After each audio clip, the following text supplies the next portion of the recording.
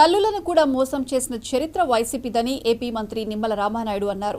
తల్లికి వందనం పథకంపై మాట్లాడే అర్హత వైసీపీ నేతలకు లేదన్నారు. ఎంతమంది పిల్లలున్నా అమ్మఒడి ఇస్తామని చెప్పి వైసీపీ మోసం చేసిందన్నారు.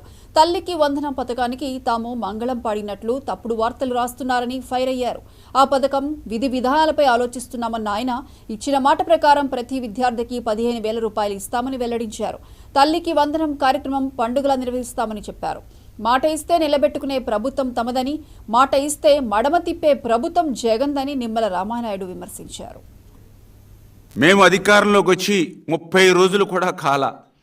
ఈ 30 రోజుల్లోనే మరి మేము అన్న మాట నిలుపుకుని ఒక్కొక్క పథకం ప్రజలకు అందిస్తూ ఉంటే ఆ ప్రజల నుంచి పెద్ద ఎత్తున ఎన్డీఏ ప్రభుత్వానికి వచ్చినటువంటి స్పందనను చూసి వారవలేక ఈ 30 రోజుల్లోనే ఈ యొక్క విషపత్రిక కానీ ఏదైతే వైఎస్ఆర్సీపీ ప్రజలు గుణపాఠం చెప్పినా గుణపాఠాలు నేర్చుకునేటువంటి నాయకులు కానీ మాట్లాడేటువంటి తీరు మీరందరూ కూడా చూస్తారు. ఈ 30 రోజుల్లో ఏదైతే ఆ రోజు విశాఖ ఉక్కు ఆంధ్రుల హక్కు అని తెచ్చుకునేటువంటి విశాఖ ఉక్కు ఫ్యాక్టరీ ఏదైతే ఉందో మరి ఆ విశాఖ ఉక్కు ప్రైవేటు పరం అయిపోతూ ఉంది.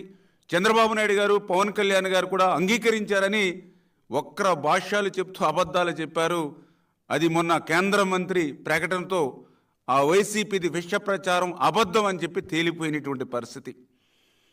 ఏదైతే ఆ రోజు 7,000 రూపాయలు పింఛన్ ఇస్తామని మేము ప్రజలకు చెప్తే చంద్రబాబు నాయుడు గారు 7,000 రూపాయలు కాదు కదా ఉన్న పెన్షన్కి ఎసరు పెడతారని విష ప్రచారం చేశారు.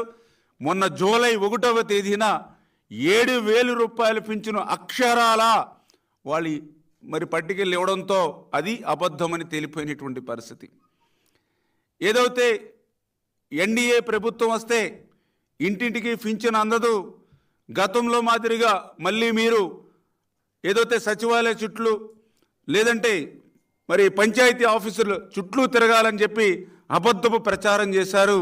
అది కూడా మొన్న జూలై 1వ తేదీన ఇంటింటికి వెళ్ళి సాక్షాత్తు ఆంధ్రప్రదేశ్ రాష్ట్ర ముఖ్యమంత్రి దగ్గర నుండి మరి అందరం కూడా ఇంటింటికి వెళ్ళి గడప దగ్గర ఏదైతే పింఛన్ అందజేశామో అది కూడా అబద్ధమని తేలిపోయినటువంటి పరిస్థితి వైఎస్ఆర్సీపీ ప్రచారం.